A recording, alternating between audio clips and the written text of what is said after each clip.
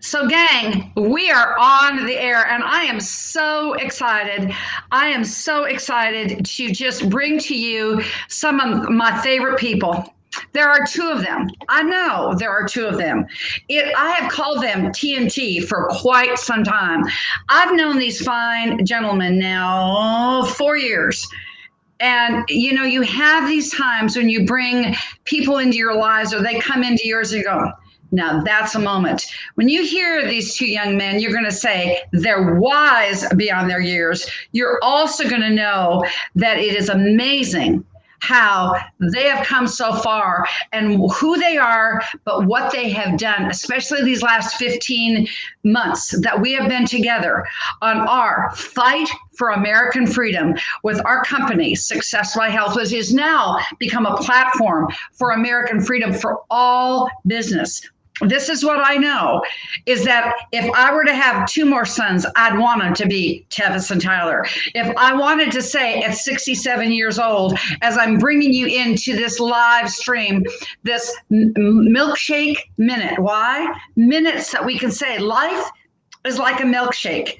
Choose your ingredients wisely. They have chosen at their young age to bring just wisdom, passion, tenacity, and a work ethic like any other. The resume, because of their age, well, it could read like from Taco Bell to PhD in physical therapy to millionaire. But in between, it is just hard work, desire, faith, and being the kind of young men that they are. It gives me hope for our next generation. So welcome to the Milkshake Minute. Tevis and Tyler, I dare you to figure out which is which. Welcome, guys. Thank you, Jody. Thanks for having us. It is just so wonderful to see you here and to think about. Just tell our viewership your story. Tell us your story, please.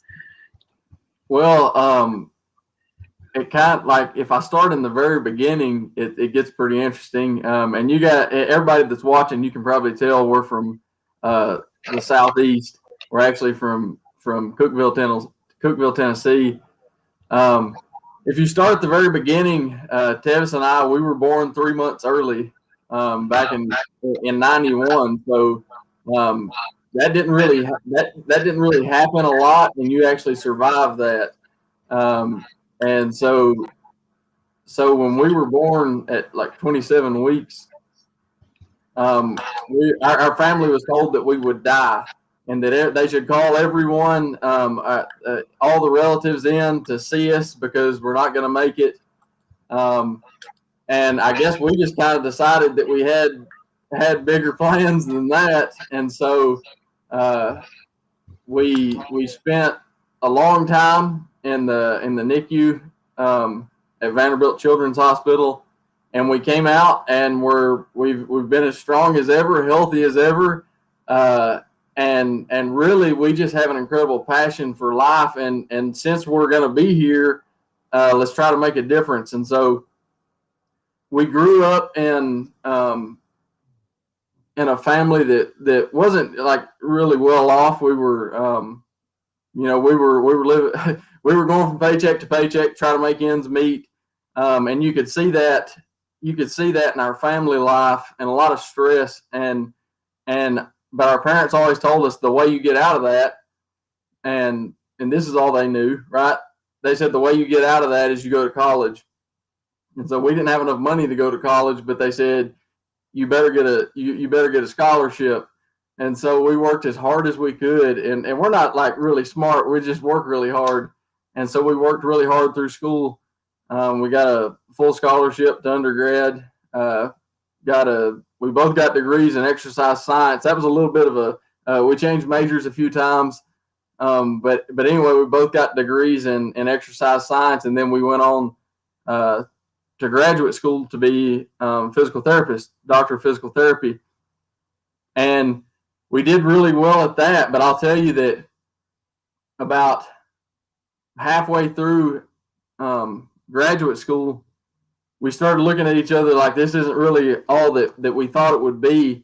I remember a clinical rotation up in Brooklyn, New York, and I realized what time I was there that the whole healthcare system was about this game between providers healthcare systems, hospitals, and then insurance companies.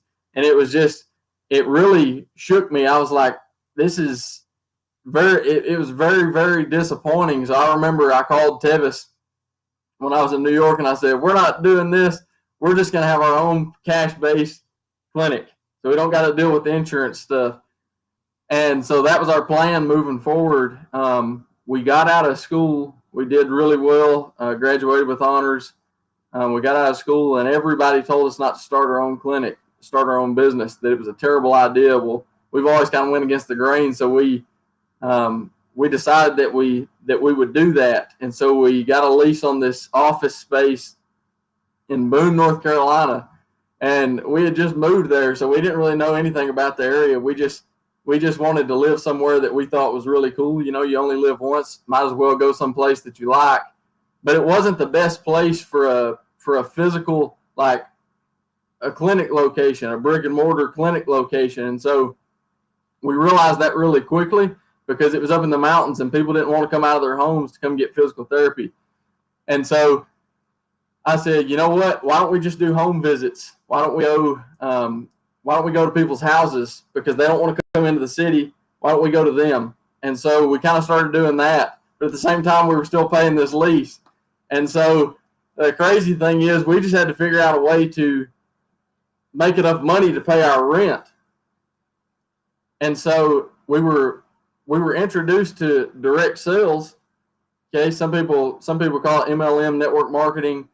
We were introduced to that, and we looked at it and we said, man, I'm into health anyway. I think we can help people get healthy if I can find a good product that can help people get healthy the natural way instead of all these prescription medications. I can sell that. People need it. And so we were introduced to a direct sales company that had health products. And we got really fired up about it because we said, hey, this is a neat thing to where we don't have to, if we work hard and if we put in some real effort over time, we can build up an income to where we don't always have to leave home and go to the office or a job or anything like that. And we're also big into like traveling, doing things like that. If we could get an income that came in that we had built up over some time, effort, and energy, then we can kind of go and do as we please and make an impact in areas that we wanted to make an impact in. And so that's how we got involved in the direct sales industry and love it, like absolutely love it. It's kind of gotten a bad name from some people that really don't know what they're doing. And so they